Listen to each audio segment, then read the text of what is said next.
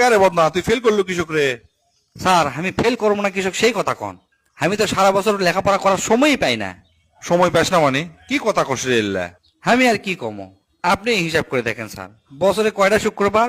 52টা শুক্রবার। আচ্ছা, 52টা শুক্রবার, এখন 365 দিনের থেকে আপনি 52 শুক্রবার বাদ দেন, বাদ দিলে হয় হচ্ছে যে 313 দিন। তারপর গ্রীষ্মকালে ছুটি থাকে, শীতকালে ছুটি থাকে, আবার বর্ষাকাল ছুটি থাকে।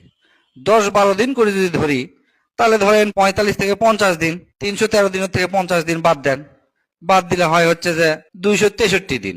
আচ্ছা, তারপরে আমরা কিন্তু লিত্তি ঘুমাই দিনে 8 ঘন্টা করে। 6 ঘন্টা করে ঘুমালেও হয়, কিন্তু 8 ঘন্টা করে ঘুমালে কিন্তু ফ্রেশ একটা ঘুম হয়।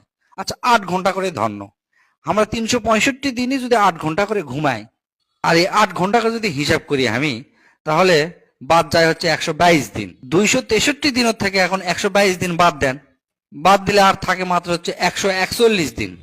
তারপর আমরা তো ধরেন খেলাধুলা করি, লিত্তি যদি খেলি 1 ঘন্টা করে, তাহলে সারা বছর হিসাব করে দেখা যায় 15 দিন বাদ যাচ্ছে। 141 দিনের থেকে 15 দিন বাদ দিলে থাকে হচ্ছে 126 দিন। আমরা তো 3 বেলা খাই, 1 বেলা হাগি, গোসল করি, এই করি সেই করি, এল্লা করতেই দিনে কিন্তু 2 ঘন্টা করে চলে যায়।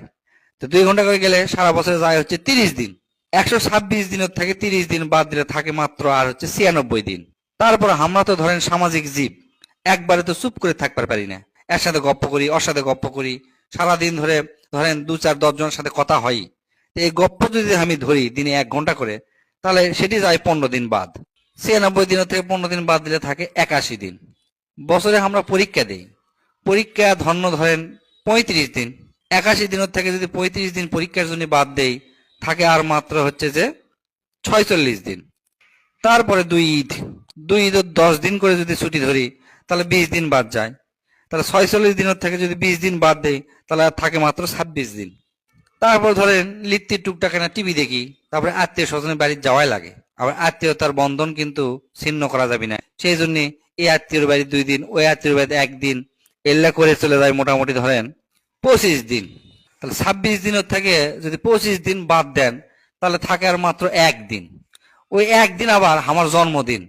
তাহলে আপনি কন, তাহলে ক্যাঙ্গা করে আমি লেখাপড়া কর্ম আর ক্যাঙ্গা করে পাস কর্ম? তার মধ্যে তো সারাদিন যে মোবাইল দেখা লাগে, সে মোবাইল দেখার কথা আপনি কইনি। এ, তুই কি আমার কানাক বানা দেখাচ্ছু? এলে উল্টা পাল্টা হিসাব করছো মানে? সি সি সি, স্যার এলে কি কথা করছেন? আমি কে কানাক বানা দেখামো স্যার? আমি যতগুলা কথা কোনো, এটা কথাও কি আপনি উল্টা পাল্টা শুনছেন আমার? তার মধ্যেও আমি যেই বইলে পড়বে বসি, সেই দেখবেন যে অমুক একটা কামের কথা মনে পড়ে যায়, আর বইলে আমার বসাই হয় না। তাহলে পড়মো কখন, পরীক্ষা দিব কি, পাস কর্ম কি, কোন স্যার আপনি মুখ খুলে কোন, আমি কিছু কবার চাচ্ছি না। বুঝছি, তোকে আর লেখাপড়া করার দরকার নাই, তুই এল্লা করেই খা। কাল থেকে তুই আর স্কুলে আসবি না। তোর মতো ছাত্র খামার দরকার নাই, আমার স্কুলের মান সম্মান সব নষ্ট হয়ে যাবি।